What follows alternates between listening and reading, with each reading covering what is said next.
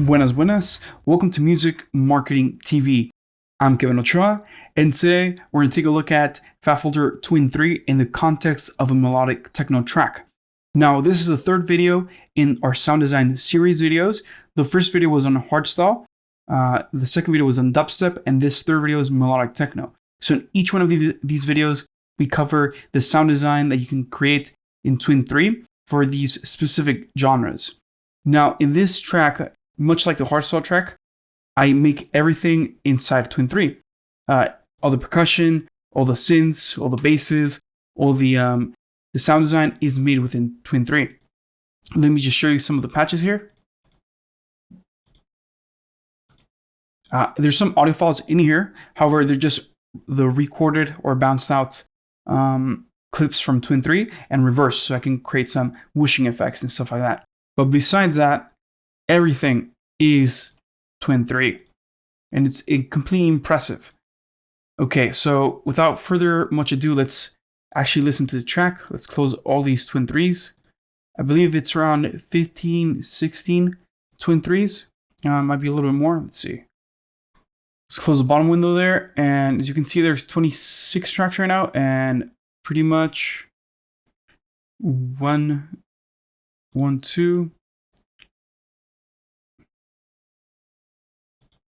three of them are audio, so the rest are just instruments. All right, so let's take a listen to the track.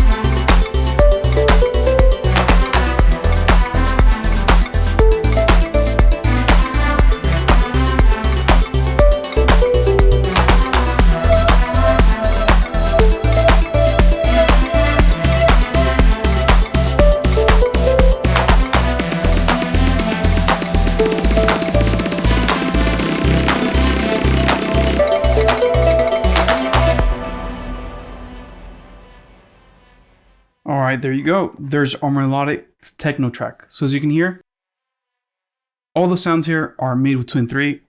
It's quite incredible.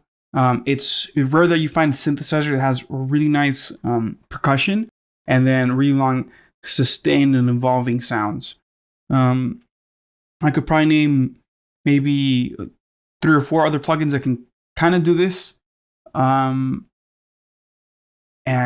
I still wouldn't get the percussion I would get out of this, as snappy as this is. Let me show you the kick drums and the snares and all that, and the claps as well, because that's what really, to me, what's really impressive about the synth when it comes to percussion, that you can make really nice detailed fine adjustments. You have the kick drum and the clap. Now you might think, hey, that sounds really similar to a 909, and you'd be correct. Now, what I've done, for example, with the clap here, is I just grabbed white noise and pink noise. And then what I did was I applied the filter so I could kind of seem similar to the 909 clap. Let me duplicate the track here. And we're going to start off from scratch. Let's go to clean. And let's see.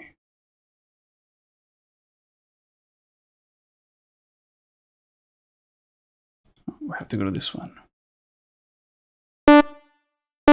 Okay. So here we have the clap channel, right? We're going to swap this out for a white noise, and then we're going to add a pink noise. Now, check this out. This is what makes Twin 3 really, really great. I'm able to add multiple envelope generators, and then I can be very, very detailed down to the very, very millisecond right there. So I can say, hey, I want this to be exactly 8 milliseconds, and I'm going to bring the white noise level down as well as the pink noise. Now the white noise, I'm going to have it trigger there at that time, and then let's say, hey, I want to add another another envelope generator, and in this case, I want this to delay roughly, let's say 11 milliseconds, 10 milliseconds, and then we're going to add another delay to it. The case, right? That's roughly 10 seconds. I can even type it in here, 10.0. And then I'm going to add the modulation there as well to the oscillator 1 level. I'm going to add another envelope generator. And in this case, I'm going to go to around 30-ish, 40-ish milliseconds. Let's go with 32. Lower the sustain again, and this one, the release, you can leave it a little bit open, as you'll see what we're going to do in a few moments. Let's increase the attack. Let's make the decay around 15 milliseconds. Now check this out.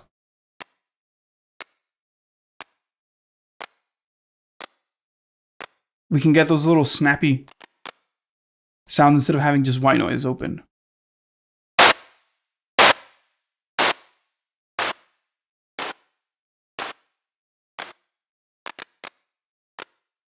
Hear that? It starts to sound like a clap a little bit more. Now, to get the little tail part of the clap, what I'll do is I'm add another envelope generator. And this one will set to around 80 milliseconds, 60, 80, somewhere around there. Bring the sustain down and something around those lines right there. Okay? I'm going to apply that to the pink noise.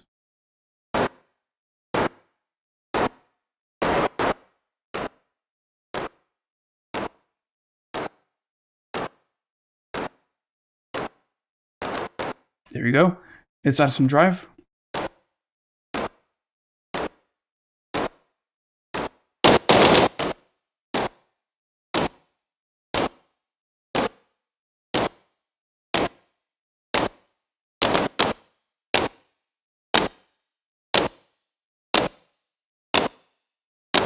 There you go.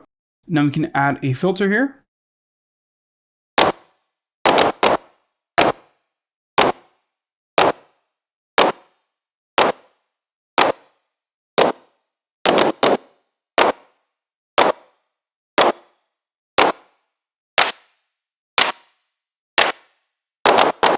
And there we can emulate kind of like a 909.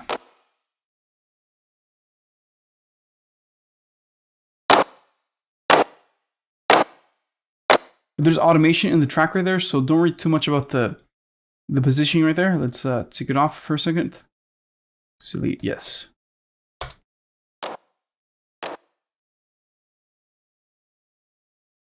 Just save this tutorial. Okay. Now we can add a little bit of reverb.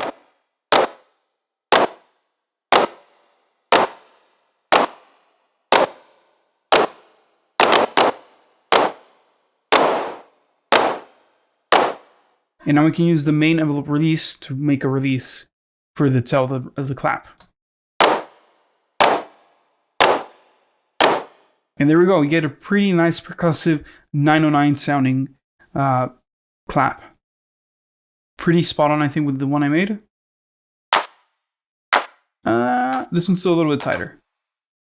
But again, like I said, the release is a lot shorter on this one. Our reverb is even probably shorter on this one as well. Yep. So it just depends on what you like, what type of track.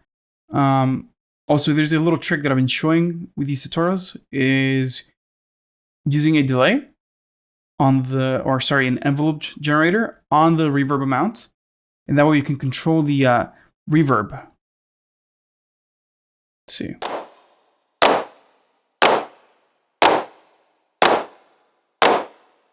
Sorry, should be on this one. There we go.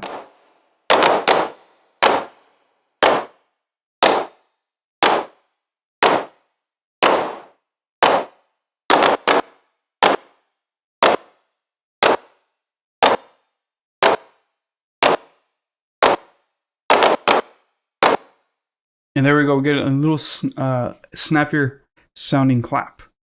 And we can distort before or after the reverb. Let's do it before the reverb.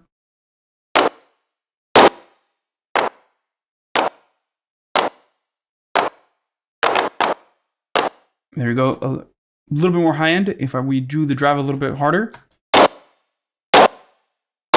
we get like the guitar amp type of sound.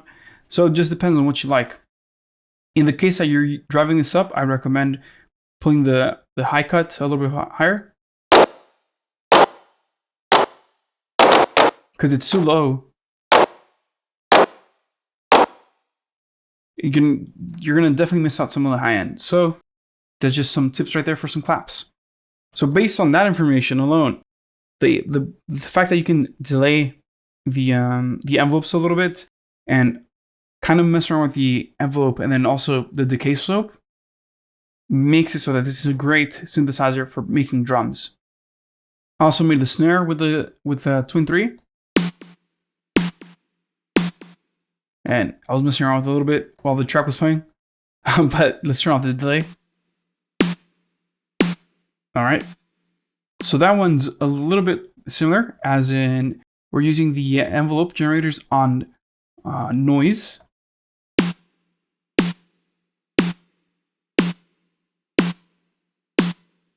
See that? And then all I did was I separated the per oscillator, or the filters per oscillator. That way I can filter out the low end for the sine wave right here. Right?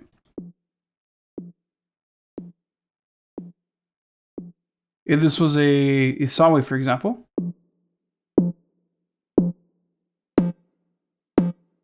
let's see, sawtooth. I could filter it out and have a little bit more harmonics, but in my case, I think I went for the triangle one, just so I can have a little bit more over the fundamental. And then after that, the second noise right here, or the second oscillator, is being filtered by a high pass filter, the classic one, and doing a little bit of resonance. So I could add a little bit of a tone character. I could also change this to like a tube, or like the raw one, hollow.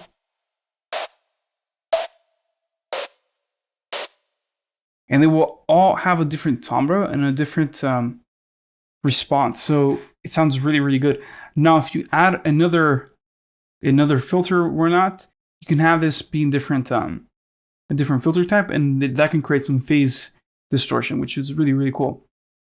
Let's add a sine wave again here. And this is basically adding like another click. See this? It's being modulated by the envelope generator 5 multiple times over, on top of the master tune that's being modulated by envelope generator 4.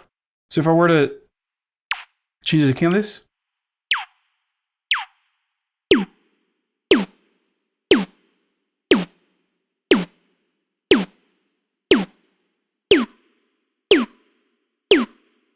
the snare would hit a bit different.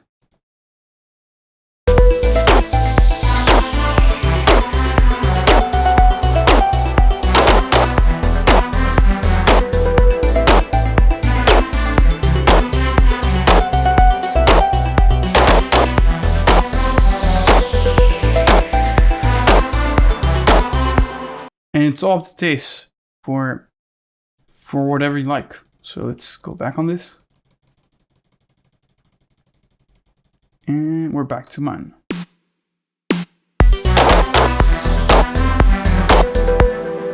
Let's get rid of that. This clap right here, let's hide it or let's mute it. And I'd select the tracks.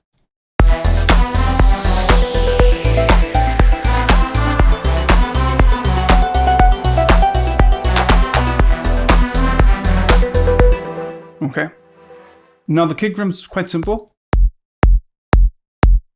Just apply that same stuff that I showed you. Grab the envelope generator and mess around with the detune of the kick and the oscillator levels for, like, let's say the little click noise on top.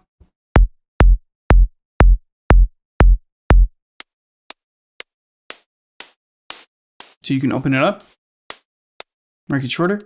That envelope also affects the pitch. So if I wanted more like a old school type of club kick, I could do that.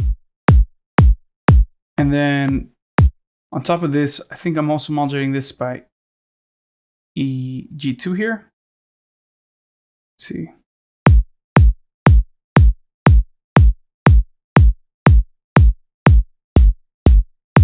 Multiple times.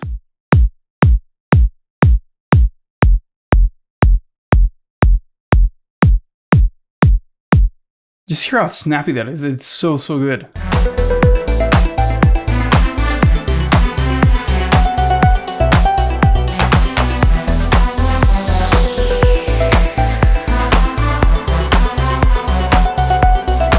So you wanted something that's a little bit shorter, snappier, and a little bit more thumpy, you could do that. Or if you want something that hits you a little bit more in the chest, you can extend this.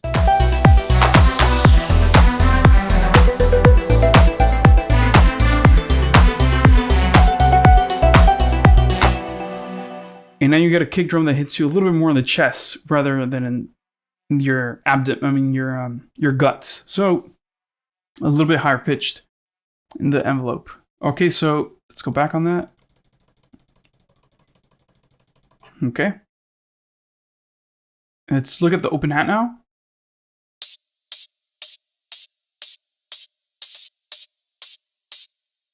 No, I don't know if this was, I think this that came from a preset, the hat preset, and I did a few modifications on it. Let's duplicate it for a second. And duplicate track. This time I'll make sure I only mess around with the duplicate. Let's go back to the main one.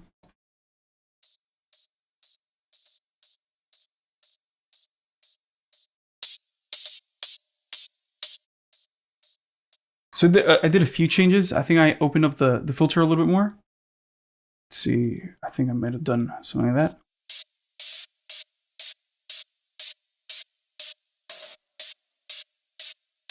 And I think I also might have added a different envelope generator here to mess up with the peak offset and the drive amount. Let me show you.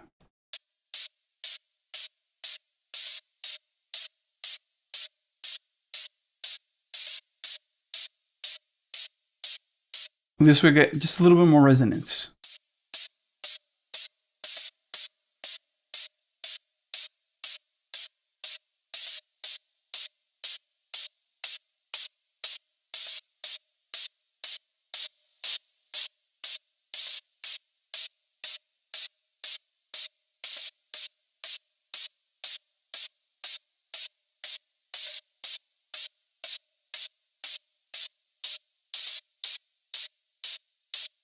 See how once I reduce that, it's a little bit more tame.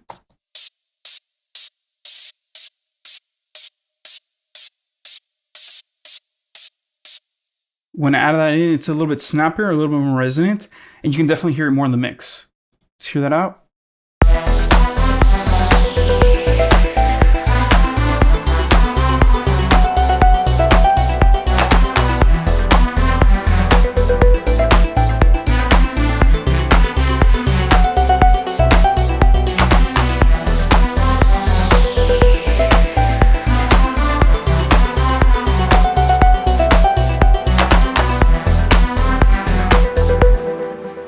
It's something that is very, very subtle, but because it's being placed in the transient, it helps it poke out a little bit more in the mix. Also, I think I did some changes to the oscillators. I think. Let's see. No, I didn't. Let's see the envelope. Okay, so I think with my patch, I made it so that the sustain and the release is activated. That way I can play the track, the hi-hats throughout a different portion of the track and sustained. Let me show you. And when it comes to the hat right here,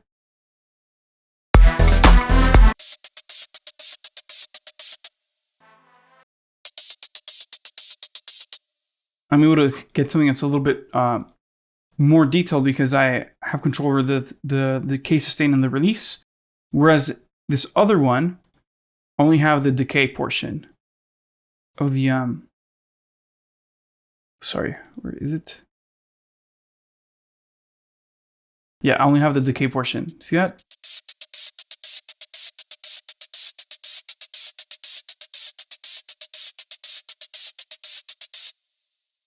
So I don't have control over like how long the notes are. And over here I do. And I'm even changing the sustain with the velocity here. So the notes that have less velocity,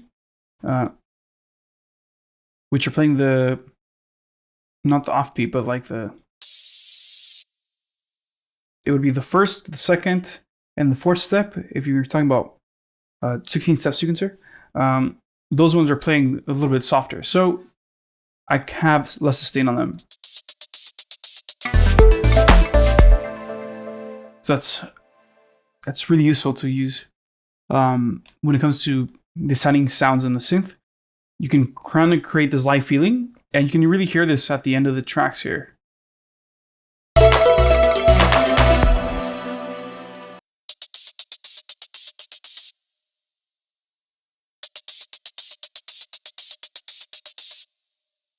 Whereas if we were playing all the same velocity here,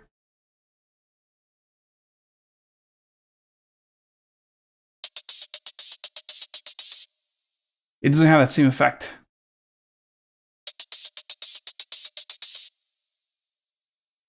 We can even add some swing to this and make it sound even more realistic. So those are some cool tips to try out with percussions. Let's remove this secondary track. Okay.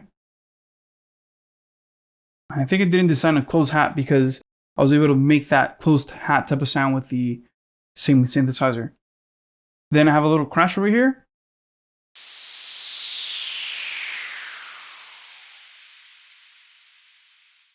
It's more like sweep, sorry.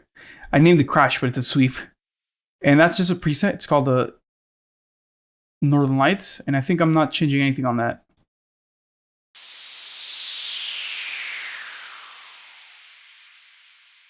And as far as I can tell, I can't remember changing anything. Then there's the bass part right here.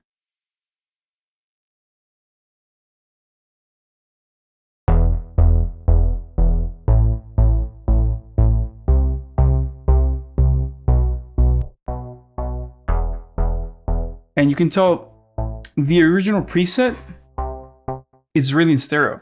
So what I want to do is keep it down to moon voice.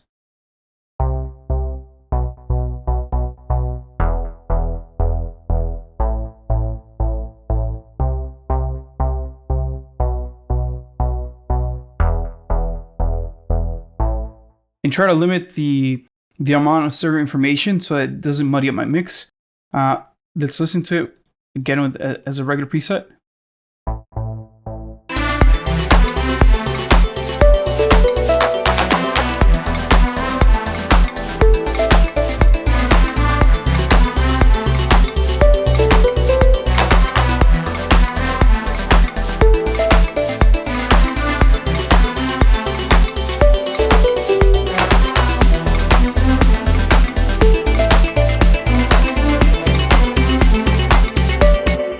Notice how it gets all flabby. It's just not, it doesn't sound as strong. Even though it might seem a little bit more entertaining to the ear, your body doesn't really feel that the same way. Oh, before hopping to the synth parts, there's a little percussion here. It's just the more cowboy preset. But I changed the frequencies here to be, I think, E5 and B6, I think.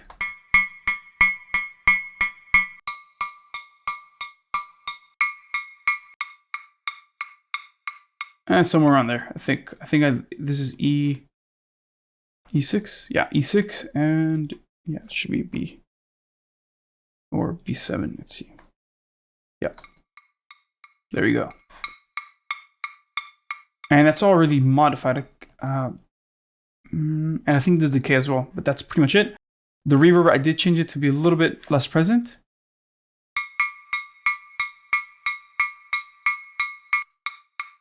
Yeah, made it very short. And that's playing basically triplets.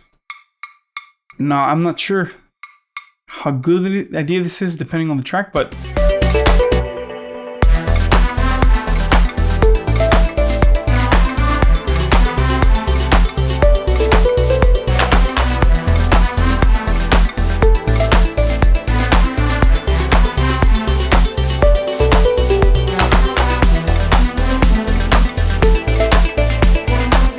I could definitely add something if you fit it in correctly. Now for the pad part,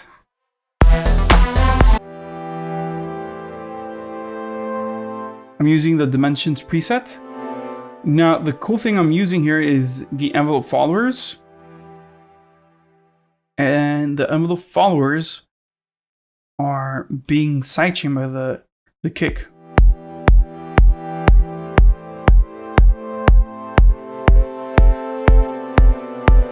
Or triggered by the kick, sorry.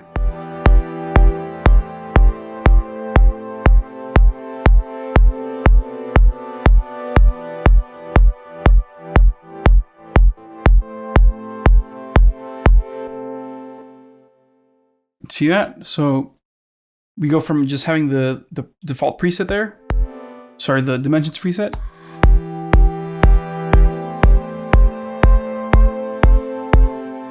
I think I might have done a few tweaks on the reverb, for example, but the most important tweak was definitely using the envelope follower, setting it to transient mode, and applying it on the output volume.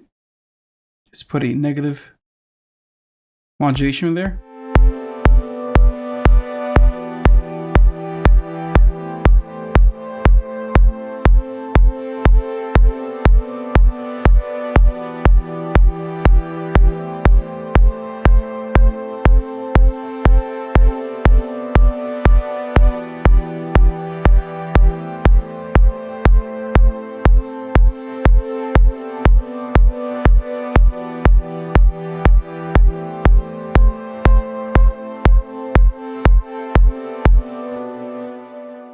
so that you can set up your sidechain to taste, and you don't have to use a third-party plugin, a compressor, or anything else. You're just using the actual synthesizer or the synth sound coming out of Twin 3 to trigger the other Twin 3. It's really awesome. That being said, you could also use other triggers like an audio trigger or a different synthesizer, or whatever you can use to create a sidechain track within a Cubase or DAW of that, or any DAW that has a sidechain routing from that of that nature. As long as it works with VST3, you're going to be able to do something similar to this, which is absolutely amazing because I could actually have this modulate the oscillators itself and not the output. That way, even before going to filtering the synth, I'm doing some of that sidechaining effect on the synth itself. And then I can add the drive after and do another creative effect with that and maybe sidechain the drive. Let's try this out.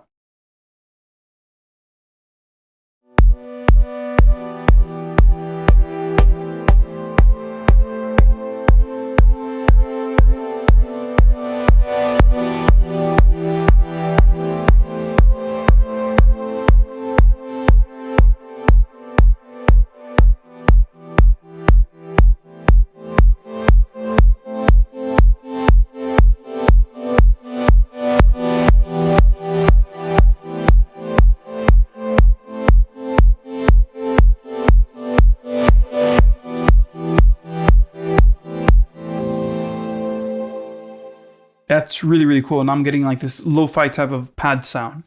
So now you can create like different sounds using this type of sidechaining within the synthesizer. So instead of having to use like a automation source or having to write this in with automation, you can do this right here. And the cool part is if your kick was not on the 1 all the time, it would still work. Let's say your kick was, let's say something like this.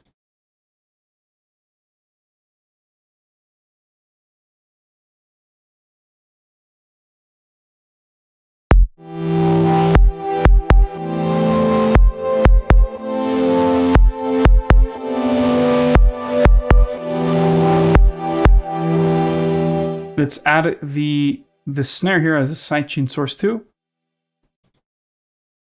And we're gonna enable the snare channel.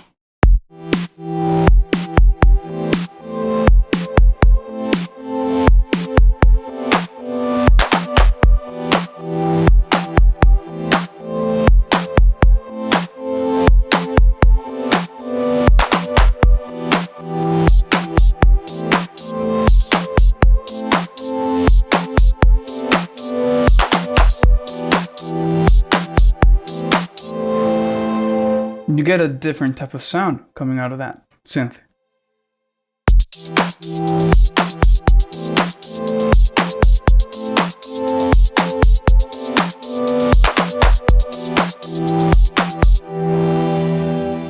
You can even add a little bit of a attack to it.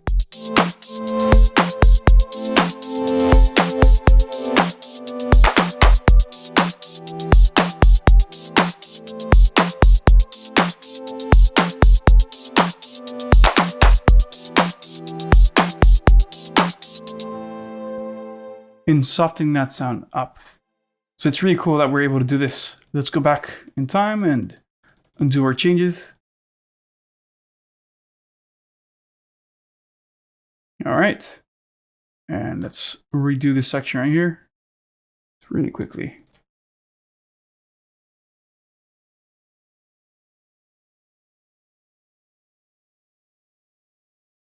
Okay.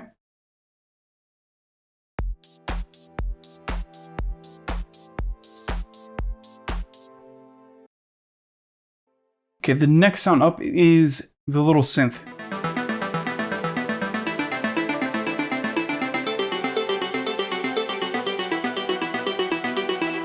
And it sounds little because I really lowered the level on it. But the whole synth patch right here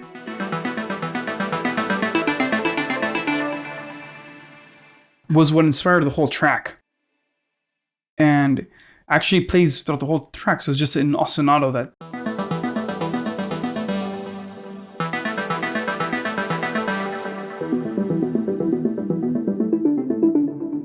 keeps on moving throughout the whole track.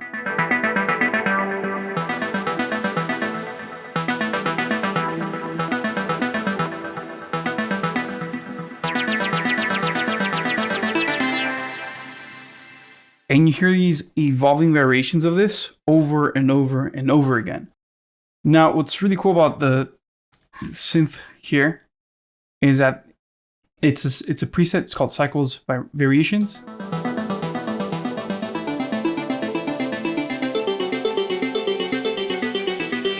And it comes with a bunch of modulation parts right here.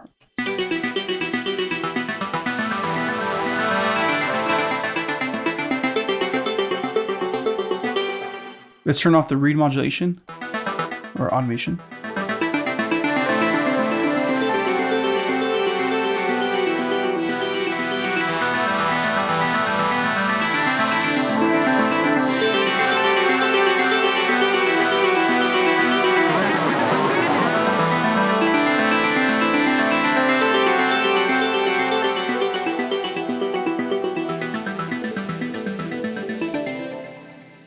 So you get a bunch of different flavors of the same sound. And what I ended up doing was I did just a tiny bit of changes to the sound. Let's see. I changed the filters quite a bit, push them up higher. And then as far as the actual work itself inside of the track, that's where I made the most changes. Let's zoom out right here.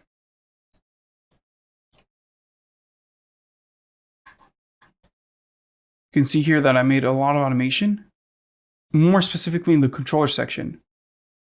Here is the filter frequency offset and the peak offset.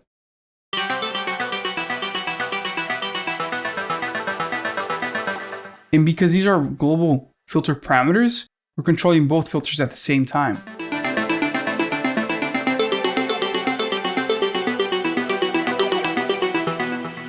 And we can even have like negative effect on the sound.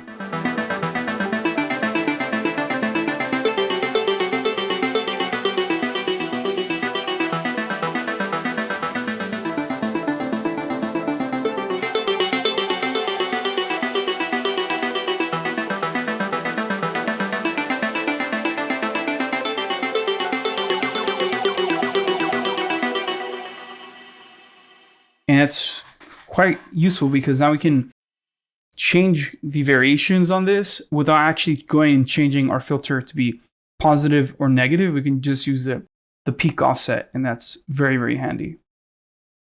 Let's go back in time here. And the oscillator section of this synth has so much modulation going on. There is modulation from the XLFO1 on the oscillator 1, the oscillator 4 sync, the 4 pan. That's why there's like movement in the stir image. And then, let's see, let's show some more stuff over here.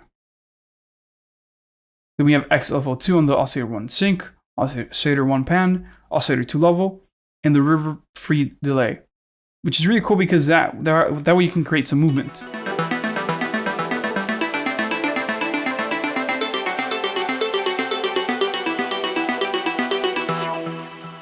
In some distance from like the reverb and the sound.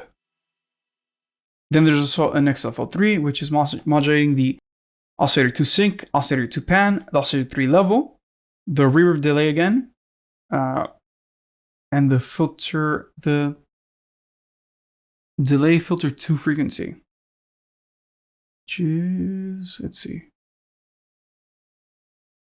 I think that's over here, FX delay, yeah.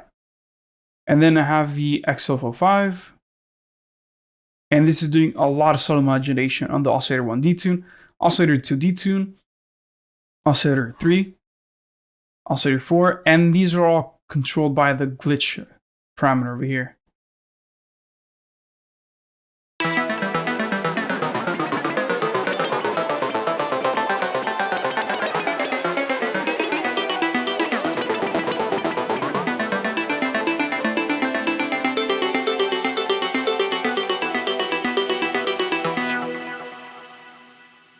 And with these controllers, you can modulate many sources at the same time, which is really, really great. There's also envelopes. They're modulating again. so many destinations. It would be difficult to cover every single tiny little step, but there you go. That's the cycles variations patch. And thanks to this patch, I got the whole idea for the track. So thank you to Beat Manic for the preset. Sounds fantastic. Then down here is the first call from the lead.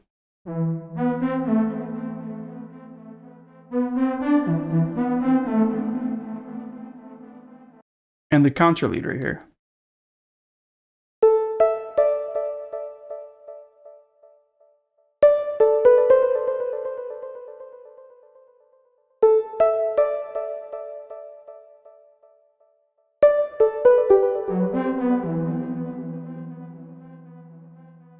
And they're all playing off each other. The main lead right here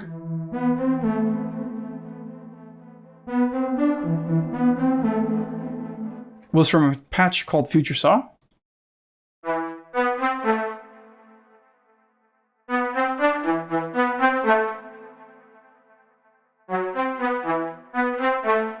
And this patch is great on its own. Sorry.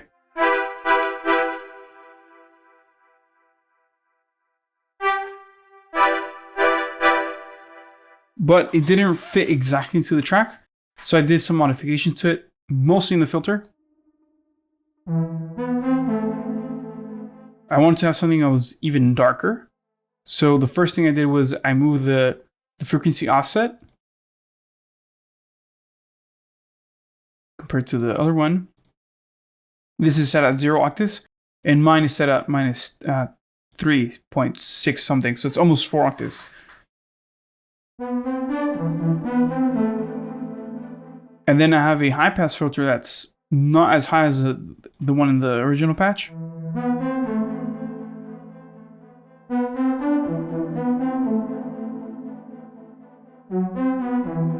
But much slower. And I'm also exciting the tracks, the filter over here, the clean filter.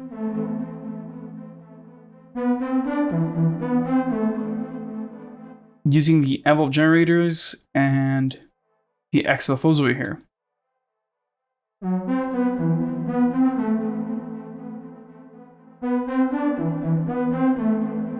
See, they're modulating the peak, the frequency of the filter as well, and that just makes it so it's a little bit pluckier.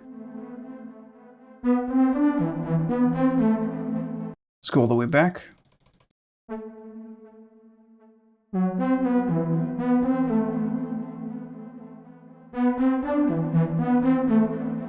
You can hear how it's a bit more plucky.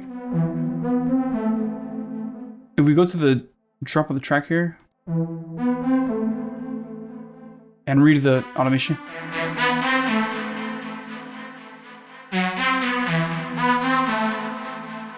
we can appreciate how that modulation of the peak actually does help a lot.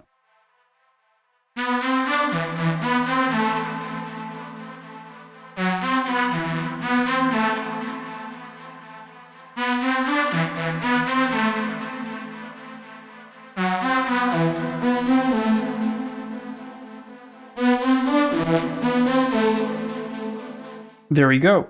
So that's some of the most important stuff. I also made some changes to the drive of the chorus. Also the polyphony, I changed it to 4 and 2.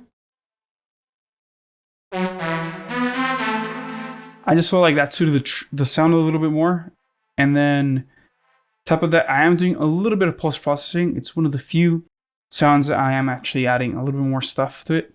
That's the Saturn 2 right here.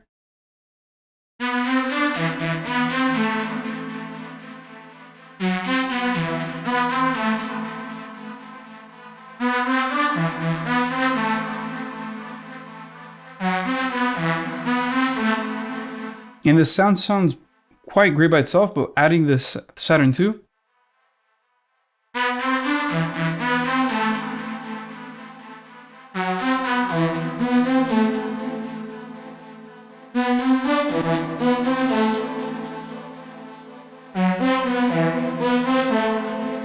Besides adding that tone, I'm also adding a little bit of drive on the treble and the presence. So I actually have this like opening and crunchy effect at the same time. It's pretty cool. But yeah, I wanted to do that to add some more movement to the instrument and make it sound more alive. Then I have the counter lead, which is a preset.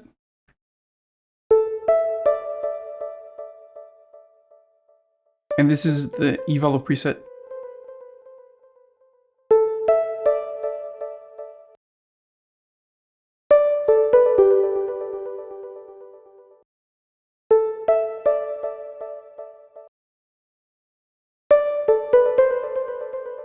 This is one of the other sounds where I really couldn't find anything to change besides on the break over here.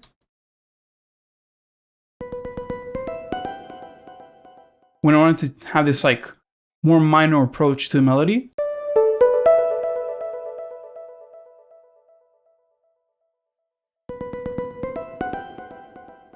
Instead of having come in full blast in B minor, I wanted to do a little bit of filtering. And eventually you can hear the whole minor sound over here.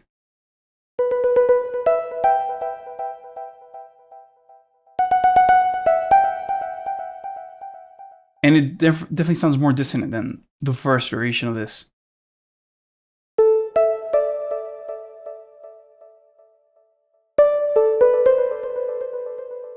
So doing that just subtle change to the filter frequency offset just helped a lot.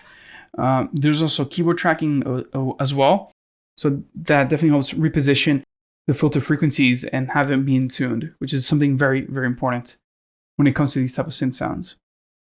And again, the fact that I'm able to do this within one synthesizer without having to go add third-party plugins or other processes to the sound is impeccable. Like there's no other synth where you can modulate to such detail and has such rich full sound from the get-go, and then add all this subtlety and texture to it.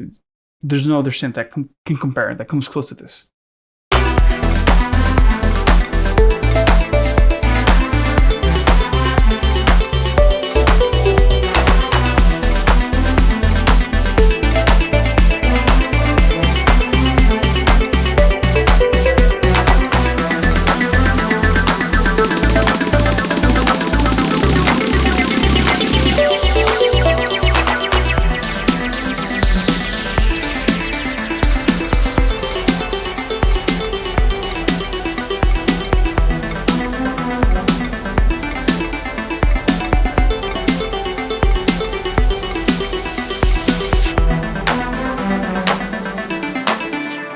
Now that part right here, the reason why there's so much more tension is this really simple sidechain noise patch that I made.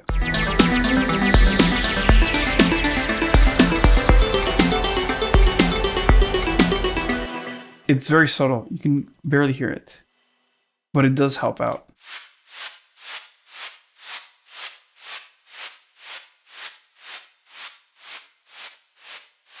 And right now it sounds like a regular sidechain noise patch that you've heard a million times. But what makes this patch special is the fact that I'm using Twin 3 and the filter frequency offset to offset all these other filter bands that are actually in key. So we hear the drop and the noise during the drop.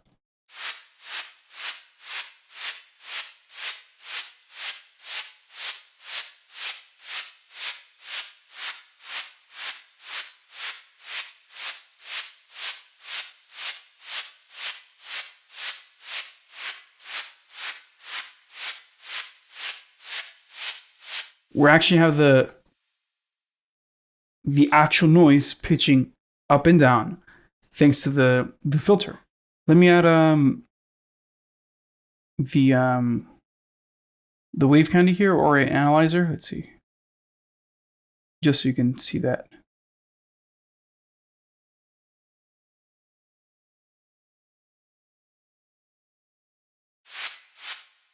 Actually, I think I could do this with Percu 3.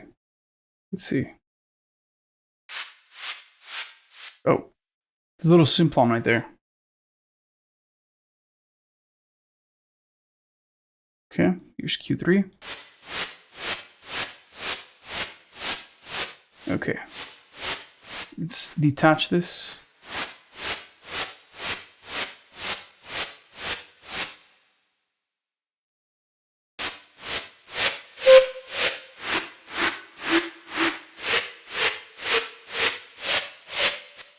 You can see there that our bands are being tuned.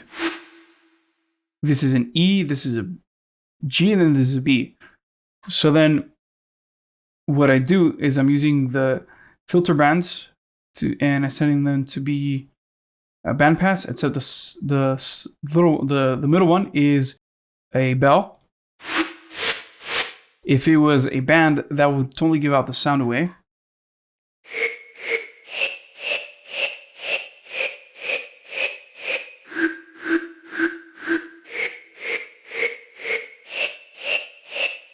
Now, the way I'm getting this to follow the pitch is, of course, to use an XLFO. Now, the cool thing about the XLFOs inside Twin 3 is that there is pitching information down here. So I could pitch this down an octave below. I can keep it where I'm at, or I can send it maybe three semitones up there, or 4 semitones up. Whatever I like. So in this case, I did a 1, a 4, a 6, and a 5. So I added all the steps in, and there I created the melodic noise.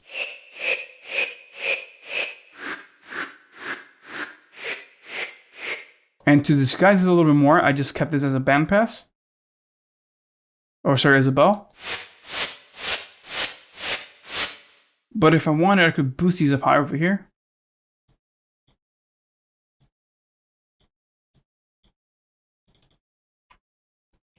Let's do E3. It should be E4.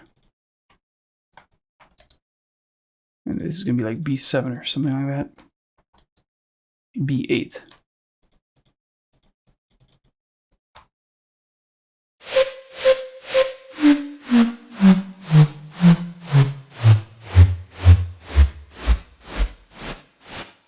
See that? So that way, during the drop, we have everything that's perfectly in key.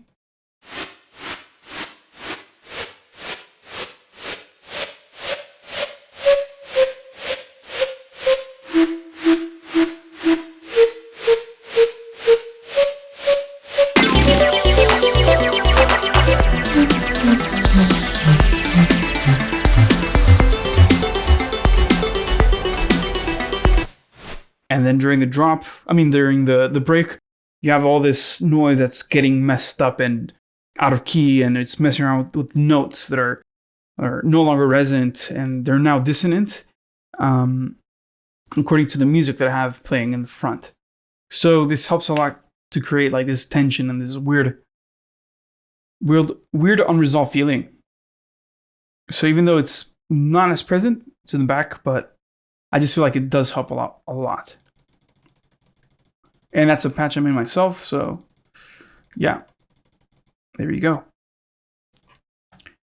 And the noises, I made them filter out on a per oscillator basis. That way, this was no series, no parallel. This was per oscillator.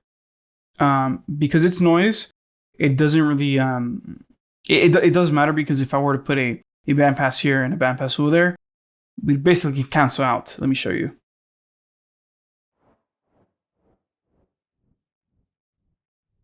See that?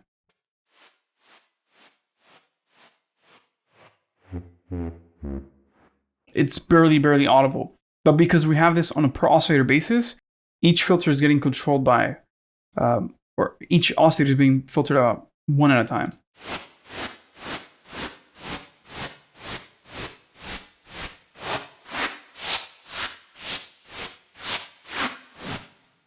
So what we're hearing now is the sum of everything. And that's really cool. Okay, so that's pretty much it for this track.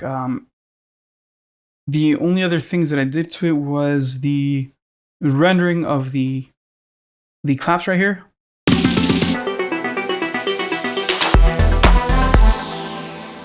Because I want to have like a reverse sound effect. And then that came from rendering this part out of the clap. And down here you can see that there's so much detail, so much automation right here.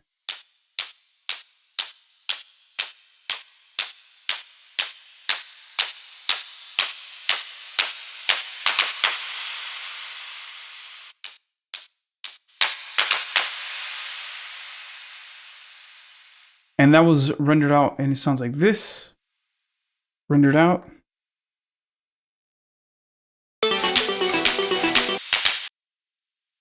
And then there's a little part where that cuts out, and that's because I stole that part to create this little part here. Then I bounced that in place and brought it over here. And reversed it and got this. If it was completely reversed, you get something kind of like so.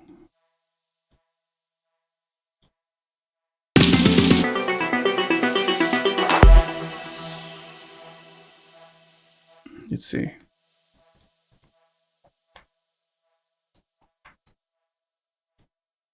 It's kind of sound like this. So it wasn't exactly what I was going for. I wanted something more like that.